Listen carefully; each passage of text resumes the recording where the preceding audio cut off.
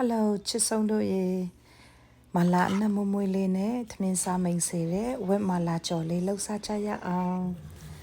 ဝက်မလာကြော်ဖို့ဝက်သားတွေကိုကျမတို့ရေခဲတက်တာထဲမှာခဏလေးခဲယူပြီးမှဒီလိုမျိုးဖြတ်ယူလို့ရှင်ဖို့အဆင်ပြေပါတယ်လို့ဒီတိုင်းဖြတ်လို့ရှိရင်ပါဖို့ကတော့မလွယ်ဘူးလေနော်ဦးတည်ပြီးမှပိုလာပြီးဆိုရင်ကျမတို့စီကိုဆွတ်ယုံလေးပြီးဆွတ်ထားပြီးမှအခုနလေးထားတဲ့ဝတ်သားပြားတွေကိုထည့်ပေးမယ်ပြီးရင်အပေါ်အောက်မွေပြီးမှဝတ်သားထဲကအရည်တွေဒီလိုမျိုးထွက်လာပါလိမ့်မယ်အရည်တွေခန်းပြီးမှဝက်စီတွေထွက်လာလို့ရှိရင်ကျမတို့ဒီအစီတွေကိုခတ်ထုတ်လိုက်ရအောင်စီရများနေတယ်လीနော်ပြီးရင်ချက်တွန်ဖြူထည့်မယ်ချက်တွန်ဖြူထည့်ပြီးမှနည်းနည်းလေးမွေပေးမယ် QC ထည့်မယ်ပေးငံပြရည်ထည့်မယ်